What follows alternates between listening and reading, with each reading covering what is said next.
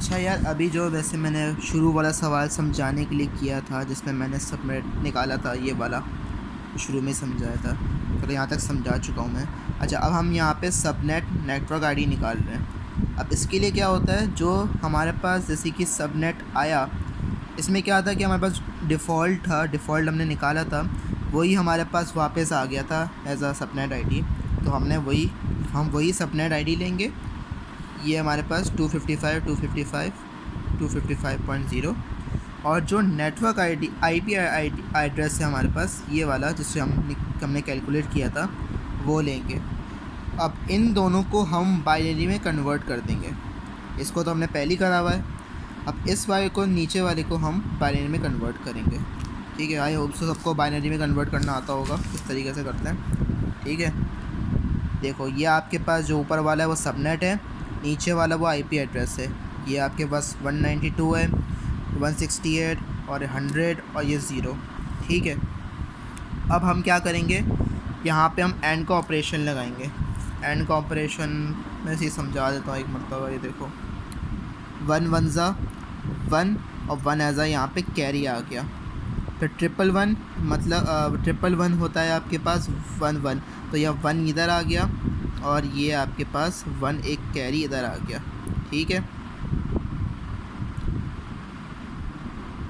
1 1 ज़ा 1 और 1 0 ज़ा 0, 1 0 ज़ा 0, 1 0 ज़ा 0, 1 0 ज़ा 0 0 0, तो ये 0 हो गया। तो ये आ गया 1 1 और ये 0।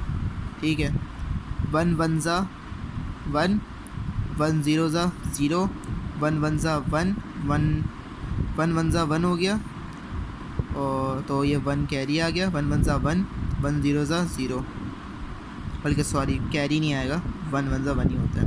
1 1 ज़ा 0, फिर 1 1 ज़ा 1 हो गया, बाकी 1 0 ज़ा 0, 1 0 ज़ा 0, 1 0 ज़ा 0। ठीक है, 1 0 ज़ा 0, 1 1 ज़ा 1, 1 1 ज़ा 1, 1 0 ज़ा 0, 1 0 ज़ा 0, 1 1 ज़ा 1 एंड 1 0 ज़ा 0 एंड 1 1 ज़ा 1। बाकी तो सारे 0 तो 0 ही हो गए।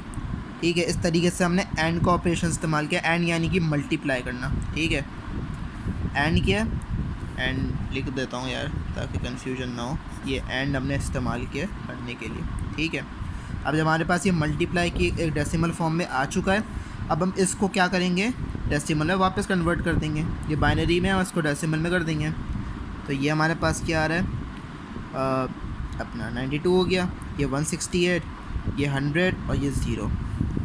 अच्छा, सबको अगर आता हो तो मुझे होप सो। देखो ना, ये 128, ये 64, 32, 16, मैं इस तरीके से करता हूँ। मेरे ख्याल से सबको आता ही होगा यकीनन।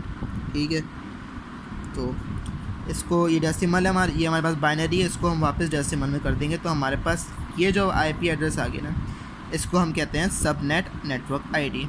तो ये इसी तरीके से करना था।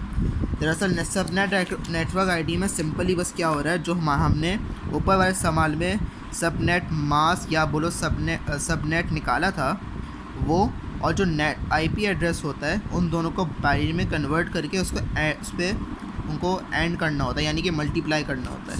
तो फिर जो आंसर होता है वो आपका क्या कहलाता है, सबनेट नेटवर्क आईडी कहलाता है।